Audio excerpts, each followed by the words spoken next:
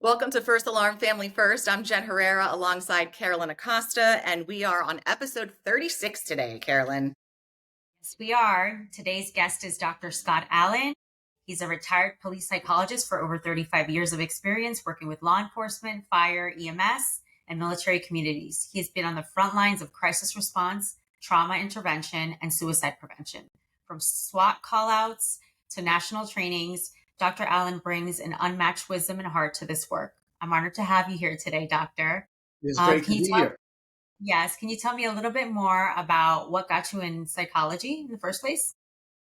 Well, literally, my parents were compelling me to become a medical doctor, and I knew I didn't have the chops for that. So I went immediately from getting my schedule for first semester freshman year, and I went right over to the drop ad line. And I thought, well, I want to help people, so psychology, I think I'll, and I really enjoyed it, really liked it. Wanted to be a child psychologist, and I worked diligently. I wasn't really the best student, but I worked diligently to get accepted to the University of Kansas.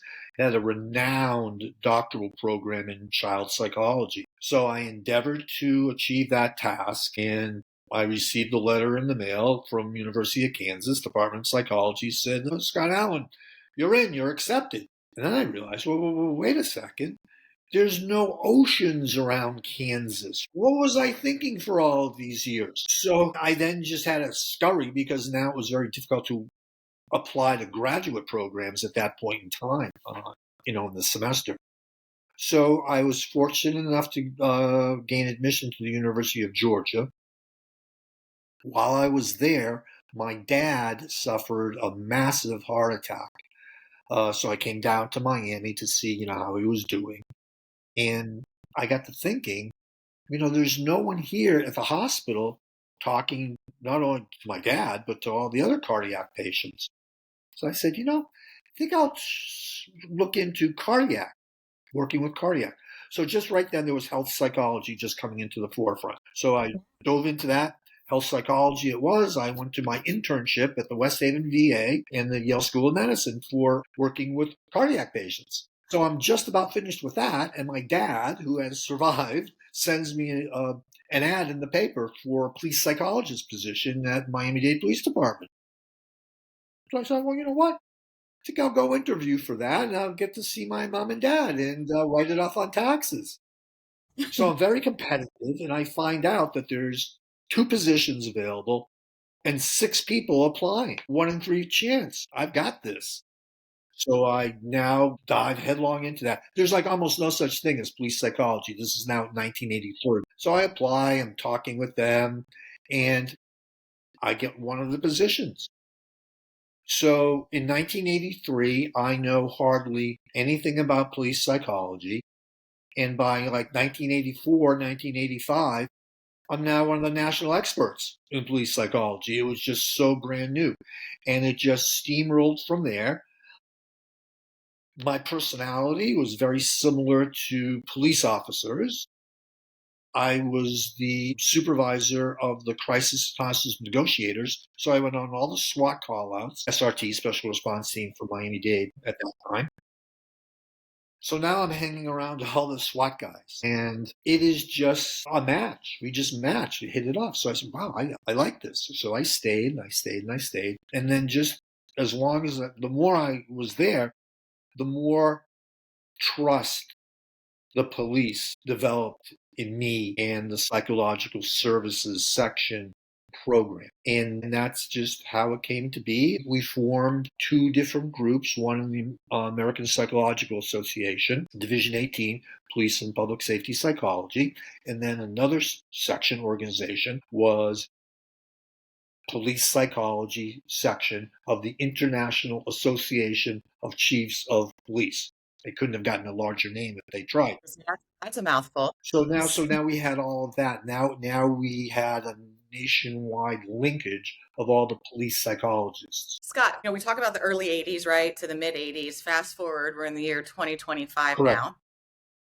When you first started this, did you ever imagine it would be at the level that it is now and at the need that it is now? Perhaps on a good day, I would have been quite optimistic in answering that question if you had asked me that question in, say, 1985.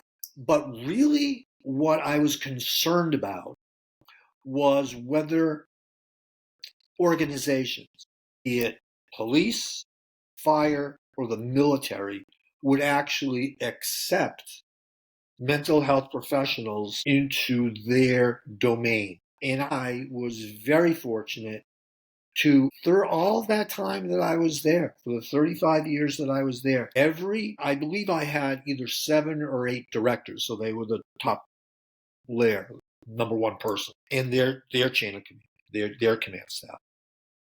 All of those changes, every command staff was supportive of psychological services.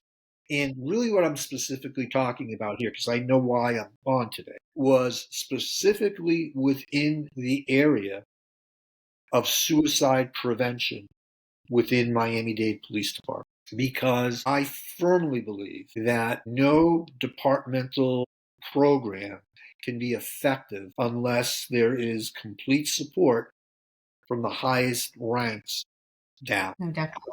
Yes. What was one of the most memorable, or not memorable, but intense call outs that you were ever a part of? If you can It share. doesn't take me too long to remember which one it was. Yeah. We roll up to a domestic, which is a conflict between boyfriend and girlfriend in this specific case. And we know they have not even a toddler, a baby, an infant. So as we pull up, these are the days, this is probably 85, 90 in that time frame. So in those days, we literally drove pretty much right up to the house. Now, plenty of leeway. So as we arrive, and I'm really not exaggerating this, the female of the couple comes flying through the window. He threw her right onto the front lawn. So she's like unconscious on the front lawn. Coincidentally, as this is occurring, it's shift change on the police department. So half of this district, this station, so there's probably 20, 30 off duty now police officers at the scene observing.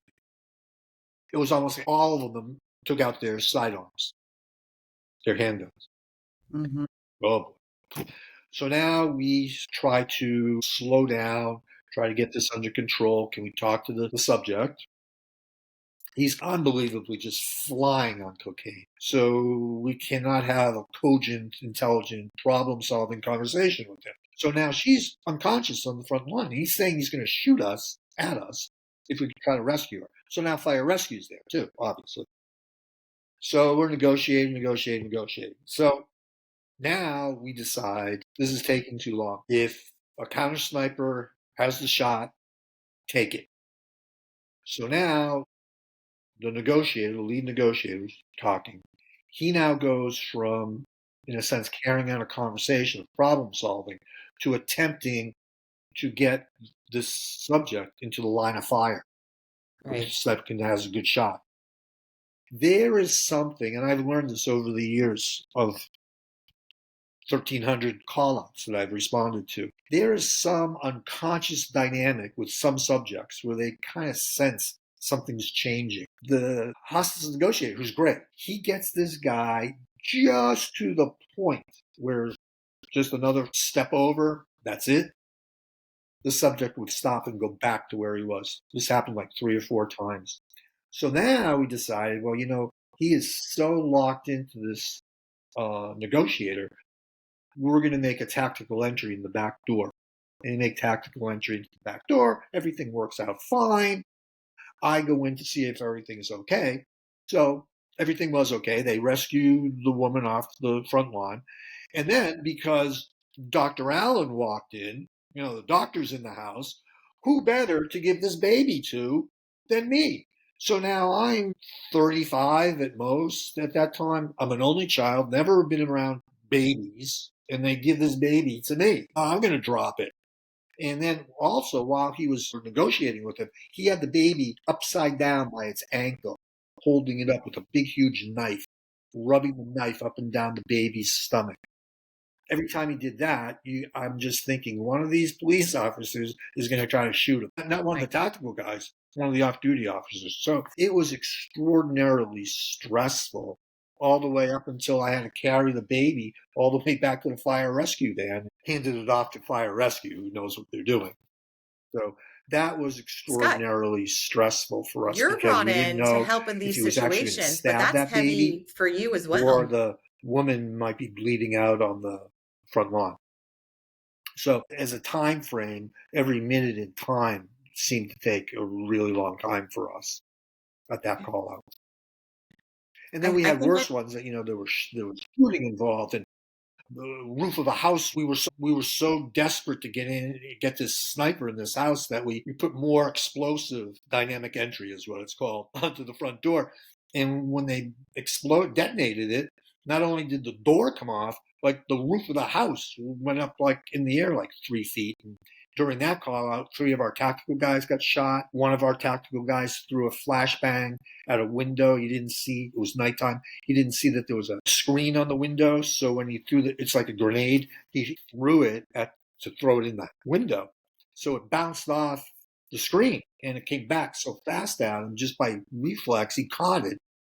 And the flashbang exploded in his hand. So we had lots of injuries. The sniper was shot and killed on the scene. So it took just hours and hours, like maybe 13 hours. So that was pretty intense as well. you've got to sit with a lot of this too. Yeah, the trauma. Yeah, Yeah. vicarious traumatization. Oh yeah, absolutely. And what I did for that, I was fortunate enough to have 2 children, 1 boy, 1 girl, who just came home. Aw. So and they were great athletes. My son plays college soccer right now. So they were great athletes. So I became their coach. So for me, there was nothing more insulating than coaching them. It was just, I was just in my whole different world as a coach.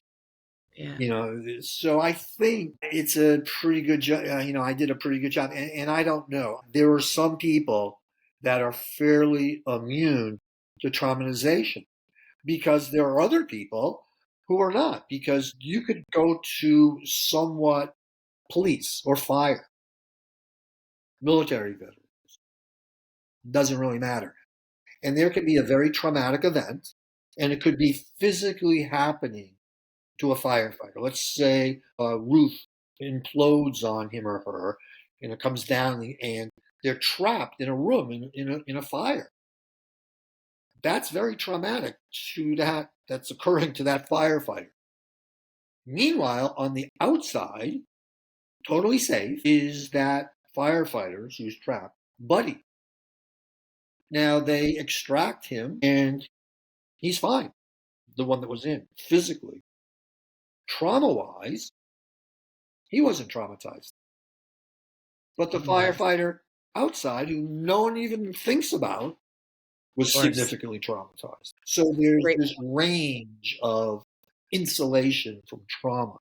So I think I'm just highly insulated. They were just really, I'm not going to discuss them on the podcast, but just horrible things that I saw, or horrible things that happened right next to me, or almost getting shot myself, a shotgun blast right through a wall where we were standing.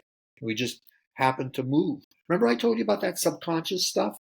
Mm-hmm. I think that was subconscious on our part. We were negotiating with this guy through a wall of an apartment. We were on one side, we were in one apartment on one side of the wall, and he was on the other. And we just decided, just out of nowhere, just to move over a little bit. And that's like a second later, he shot right through the wall where we were standing. It's wild. So lots of things happened, and I just seemed to kind of like roll with the punches pretty much. And I was, like fire, military, police. Some people were drawn to all of those events, and I was kind of like that. So being in those situations, what's one thing that you think departments should do right now to better support mental wellness? Because like those moments, like you said, should they have the response unit right after those moments, or should they wait a week or two?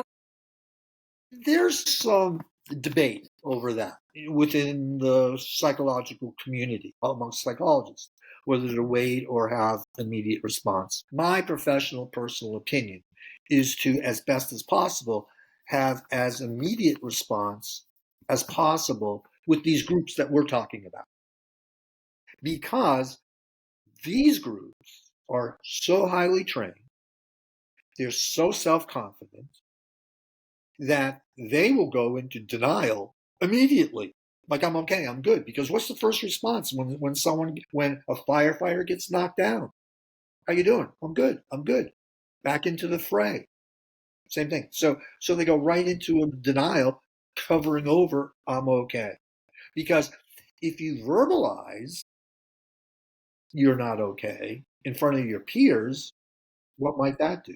So I think my suggestion for if I were going to develop a program from scratch, which I did, I would have immediate response to the scene. And it is the therapist's responsibility to make contact with the affected employees, so firefighters, police, whatever it might be. Because in that way, it's now, if I'm the firefighter, well, I didn't go talk to Doc because I wanted to. I mean, I had to. It's just part of the rules that we have. See? So there's all that face saving.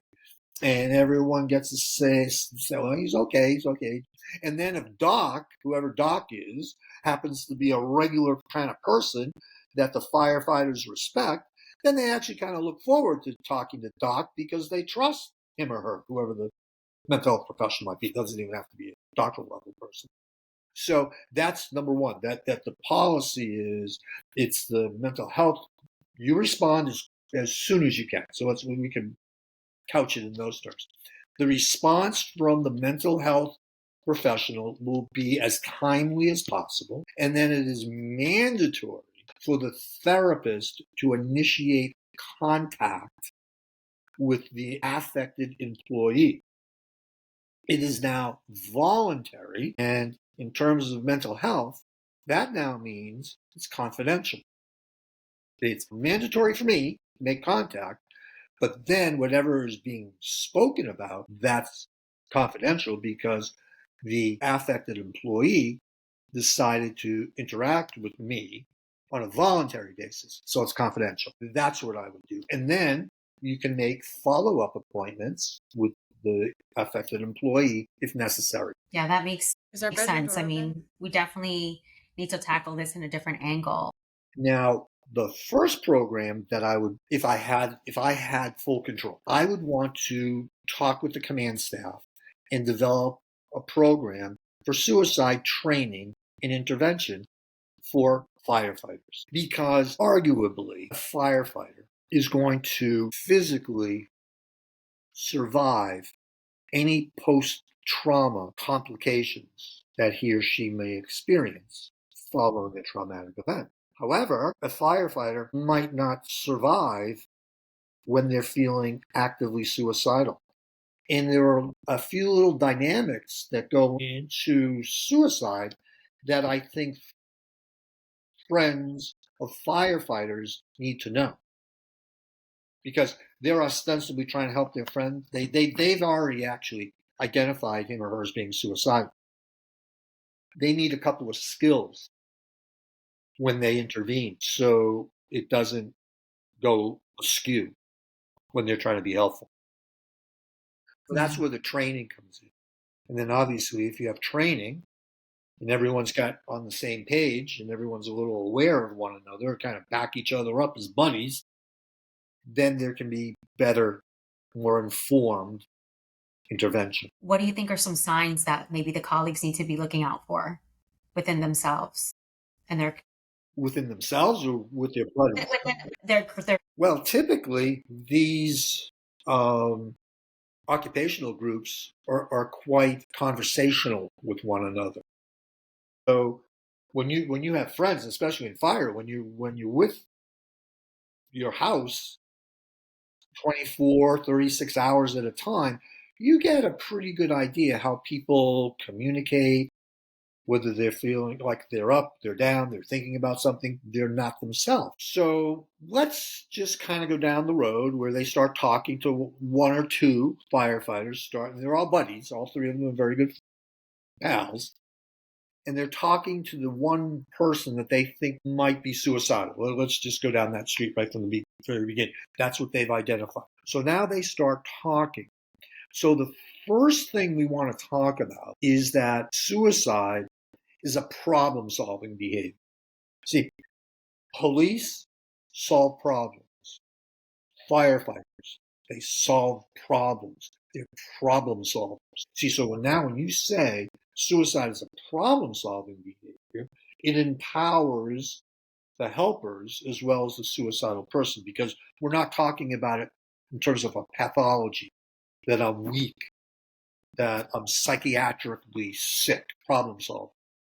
So now with the problem solving, firefighters are good problem solvers. So now they're empowered to be able to say, oh, okay, well, I can probably solve this then, or we as a team, my friends and I can solve this, because now suicide is looked at as something that is just a behavior to improve an unpleasant situation, or most often to prevent or to provide a face saving. A person feels there's no way, especially in law enforcement and firefighting, because they're so bound by almost being perfect all the time, and they're so well trained, and they're introspectively saying, I'm good at this, I've got this, that when there is a mistake and someone's held responsible, that person now can introspectively implode because it is so counter to how they see themselves. So now that's losing face,